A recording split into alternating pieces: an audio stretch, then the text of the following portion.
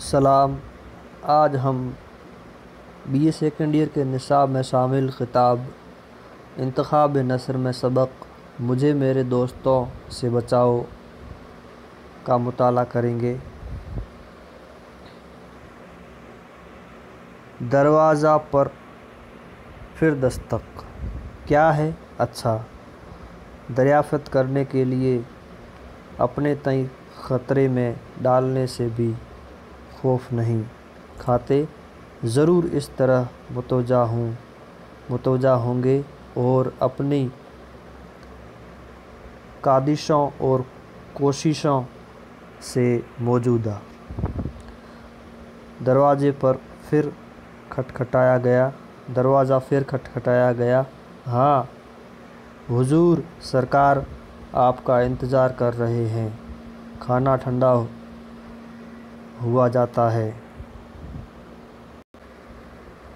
اوفو، مجھے خیال نہیں رہا، سرکار سے عرض کرنا میرا انتظار نہ کریں، میں پھر کھا لوں گا، اس وقت مجھے بھوک نہیں۔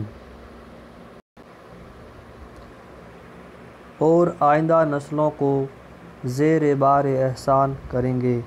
یہی نوجوان ہیں جو قوم کی کشتی کو خدا کی مدد پر بھروسہ کر کے خطرات سے بچاتے اور ساحل مراد تک پہنچاتے ہیں۔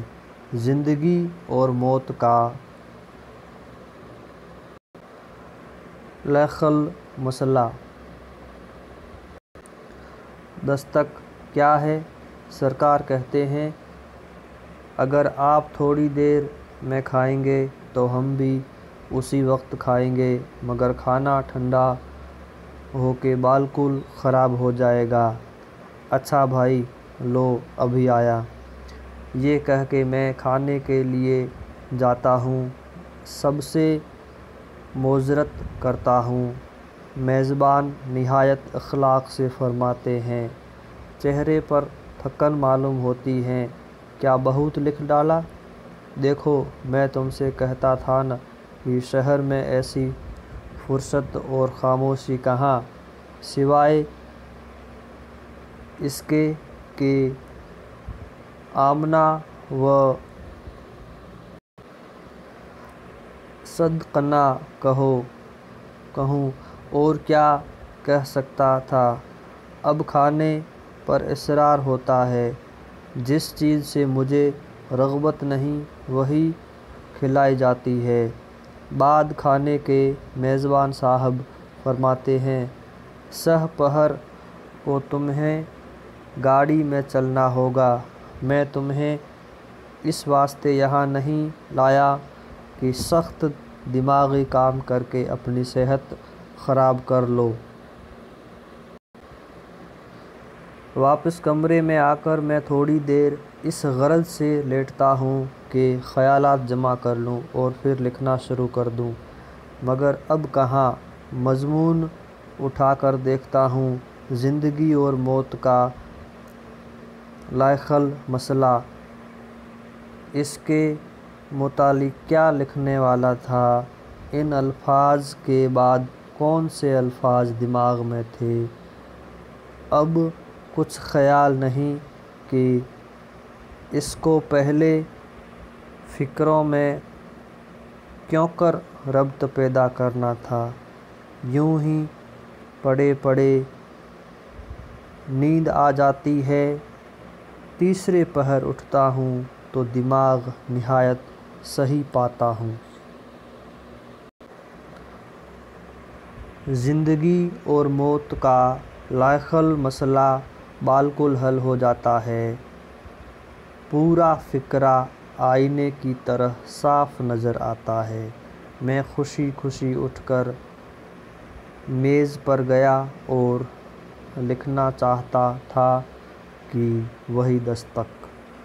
نوکر اطلاع دیتا ہے کہ گاڑی تیار ہے، سرکار کپڑے پہنے آپ کا انتظار کر رہے ہیں۔ میں فوراً نیچے جاتا ہوں تو پہلا فقرہ جو میزبان صاحب کہتے ہیں، یہ ہوتا ہے۔ آج دستے کے دستے لکھ ڈالے، مگر میں سچی بات کہوں کہ کچھ بھی نہیں لکھا۔ وہ ہنس کے جواب دیتے ہیں کہ آخر اس قدر کثر نفسی کی کیا ضرورت ہے؟ خدا کے واسطے جھوٹی نہ کھائیے قسمیں، مجھے یقین ہوا مجھ کو اعتبار آیا۔ مل ملا کر شام کو واپس ہوئے، کھانے کے بعد باتیں ہوتی رہیں۔ سونے کے وقت اپنا دن بھر کا کام اٹھا کر دیکھتا ہوں تو ایک صفحہ سے زیادہ نہیں، وہ بھی بے ربطہ و بے سلسلہ۔ غصے اور رنج میں آ کر اسے پھاڑ کر پھینک دیتا ہوں اور دوسرے روز اپنے میزبان کو ناراض کر کے اپنے گھر واپس چلا جاتا ہوں۔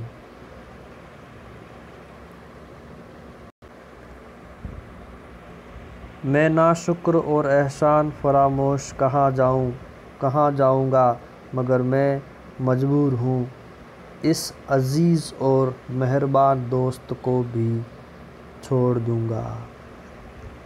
میں نے ذرا تفصیل سے ان کا حال بیان کیا ہے، مگر یہ خیال نہ کرنا کہ یہیں ان احباب کی فہرست ختم ہو گئی جن سے میں رخصت طلب کرتا ہوں۔ نہیں، ابھی بہت سے باقی ہیں۔ مثلاً ایک صاحب ہیں جو مجھ سے کبھی نہیں ملے، مگر جب آتے ہیں میں ان کا مطلب سمجھ جاتا ہوں۔ یہ حضرت ہمیشہ قرض مانگنے کے لیے آتے ہیں۔ ایک صاحب ہیں جو ہمیشہ ایسے وقت آتے ہیں جب میں باہر جانے والا ہوتا ہوں۔ ایک صاحب ہیں جو مجھ سے ملتے ہیں تو کہتے ہیں، میاں صاحب، عرصے سے میرا دل چاہتا ہے تمہاری دعوت کروں، مگر کبھی اپنی خواہش کو پورا نہیں کرتے۔ ایک دوست ہیں، وہ آتے ہی سوالات کی بوچھار کر دیتے ہیں۔ جب میں جواب دیتا ہوں تو متوجہ ہو کر نہیں سنتے یا اخبار اٹھا کر پڑھنے لگتے ہیں یا گانے لگتے ہیں۔ ایک صاحب ہیں جو جب آتے ہیں اپنی ہی کہے جاتے ہیں، میری نہیں سنتے۔ یہ سب میرے عنایت فرما اور خیر طلب ہیں، مگر اپنی طبیعت کو کیا کروں؟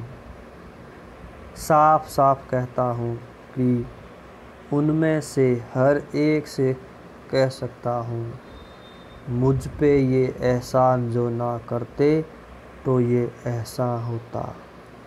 شکریہ۔